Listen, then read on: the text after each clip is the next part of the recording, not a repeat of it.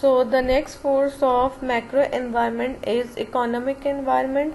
Economic environment is more concerned with the consumer purchasing power and spending pattern. इसमें ये देखा जाता है कि कंज्यूमर की परचेजिंग पावर है या नहीं है और उनका स्पेंडिंग पैटर्न क्या है. If we take the example of India, then the Indian population is around 1.1 billion, and only the upper class can afford its own car. तो इंडिया की पॉपुलेशन 1.1 बिलियन थी अराउंड 2000 में. अब तो वो इंक्रीज कर गई होगी. बहरहाल तो हम ये डिस्कस कर रहे हैं कि जो इंडिया था उसमें सिर्फ जो अपर क्लास है वही अफोर्ड कर सकती थी अपनी car, but now every 1 person in 7 has its own car. अब 7 में से 1 person ऐसा है जिसके पास अपनी एक कार है. तो इसका मतलब ये है कि या फिर इंडिया के लोगों की परचेजिंग पावर इंक्रीज हो गई है या फिर उन्होंने ज्यादा स्पेंडिंग शुरू कर दी है. ठीक है, तो इसलिए हम ये क्या कहते हैं कि ये किस में आ जाएगा, इकोनॉमिक एनवायरनमेंट में आ जाएगा.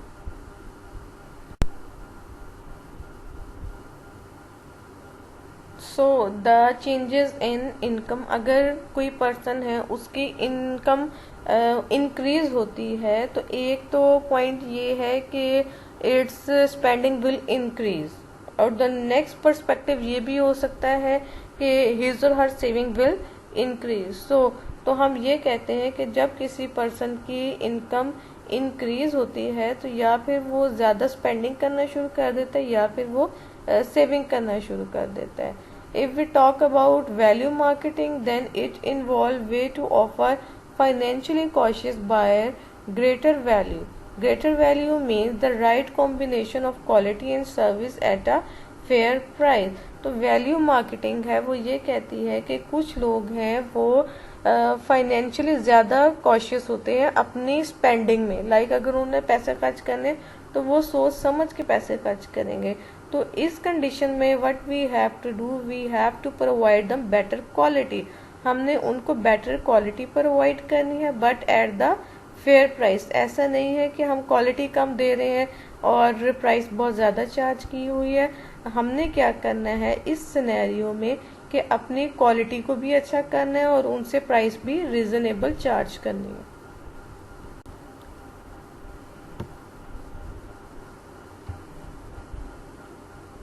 Changes in consumer spending pattern. Consumer के स्पेंडिंग पैटर्न में चेंजेस कब होती हैं या कैसे होती हैं, इसके लिए we have a law and that's the Engel's law और Ernst Engel's. According to this law, as income rises, जैसे इनकम राइज करती है, the percentage spend on food declines. Food के ऊपर जो स्पेंडिंग होती है वो डिक्रीज कर जाती है. The percentage spend on housing remains constant. जो भी हम घर पे खर्च कर रहे हैं वो भी कांस्टेंट रहता है, सेम रहता है. The percentage spend on savings increase. तो जो सेविंग्स हैं वो इंक्रीज हो जाती हैं. तो हम ये कहते हैं as the income rises then saving increases. So the next force of macro environment is natural environment. Natural environment involve natural resources that are needed as inputs by marketer or that are affected by marketing activities.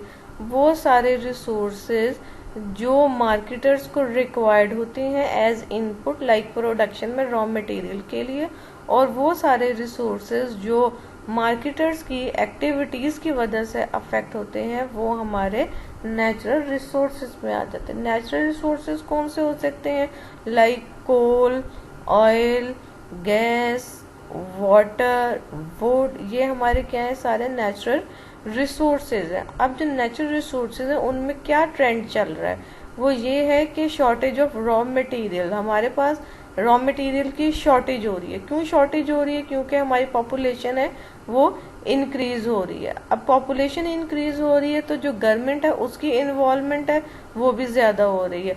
और इसके लिए हमें क्या करना चाहिए, अपने natural environment को save करने के लिए ऐसी स्ट्रेटजीज बनानी चाहिए जो हमारे नेचुरल एनवायरनमेंट को प्रोटेक्ट करे और फर्दर हार्म कोई ना पहुंचाए.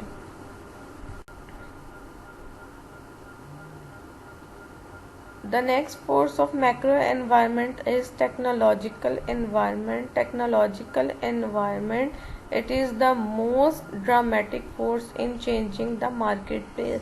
टेक्नोलॉजी एडवांसमेंट की वजह से हमारी प्लेस है वो बहुत ज़्यादा रैपिडली आई मस्ट से कि चेंज हो रही है. कैसे चेंज हो रही है?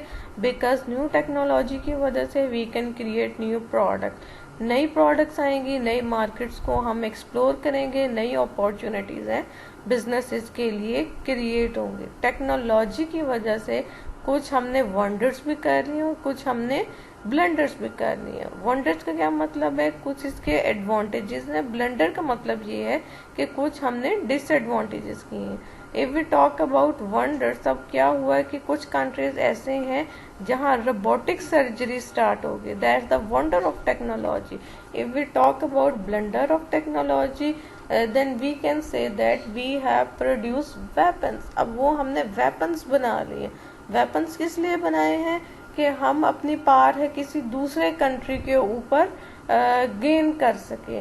रिगार्डलेस कि हमने वो वेपन्स इसलिए बनाने हैं कि हम अपना डिफेंस कर सकें. तो वो हमने डिफेंसिव पर्पस के लिए नहीं बनाए.